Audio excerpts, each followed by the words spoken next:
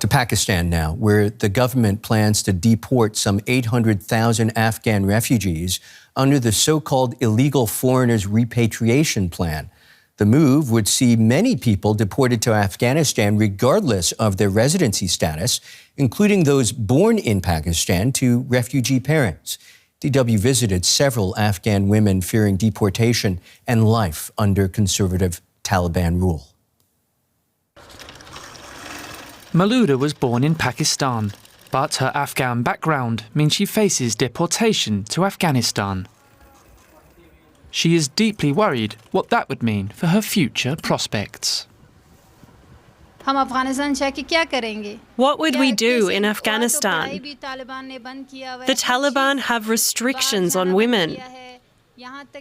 Girls can't leave the house and go to work in Afghanistan. There is nothing there for us. Here in Pakistan, women are free to earn a living. They don't normally wear a veil, but they don't want to show their faces here. They fear Taliban repercussions in the event they're forced to leave. Pakistan's government is planning to expel more than 1 million undocumented migrants. Over 800,000 are from Afghanistan. Even people born in Pakistan or those holding national identity cards are being deported. The second phase of expulsions started earlier this week.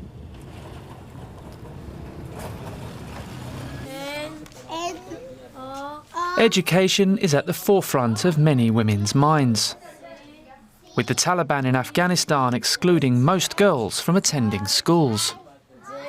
We don't want to go back to Afghanistan. We can study here and find work. I can continue with my education or teaching. If we went to Afghanistan where the Taliban have closed schools to women, no education or work is possible. I was born here. I don't want to go to Afghanistan. I want to study and become a teacher or a doctor. This isn't possible in Afghanistan. I don't want to go there. Afghans in Pakistan have set up their own communities. Many say they have fled from Taliban rule, which is known for its deeply conservative and religious policies. But Pakistan says the high number of Afghans presents a security risk amid an uptick in terror attacks. For these Afghan girls, and the many like them allowed to study and work in Pakistan, the future looks bleak. For more analysis now, I'm joined by DW reporter Banish Javed. Banish, it's good to see you. The piece we just heard suggests the high number of Afghans in Pakistan presents a security risk. Is that the full story, and why now? Michael, most of these Afghans are people like you and me trying to have a better chance at life. But why Pakistan is expelling Afghans is because it wants to punish the Afghan Taliban leadership. Pakistan has accused that since Afghan Taliban took control of Afghanistan in August 2021, militant attacks in Pakistan have significantly increased.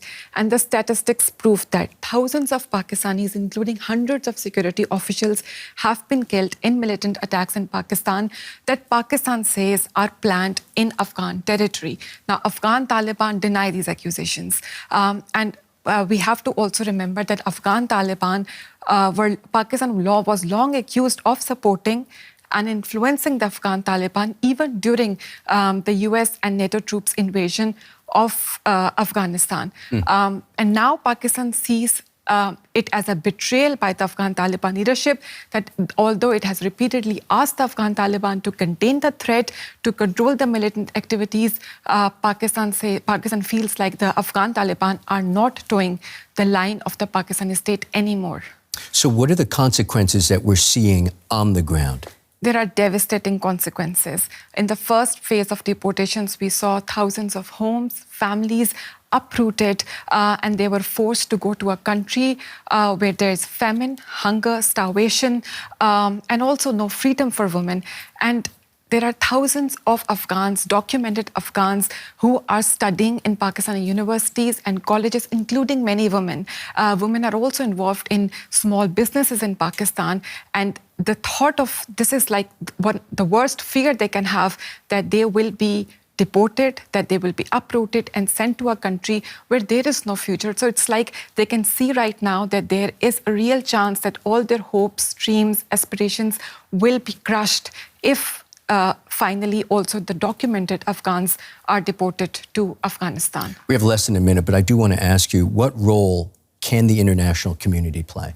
International community can play and should play an important role, because many would say that it was the international community, the US, that signed the Doha Agreement with the Afghan Taliban and brought them to power and then left Afghanistan and promised thousands and thousands of Afghans that they will be given refuge in countries like Germany, the US, Britain, and France, and many other countries. But those promises have not been fulfilled, and countries like Pakistan are being asked to bear the brunt of the Afghan refugees. Many thanks to Banish Javed, DW reporter, as always.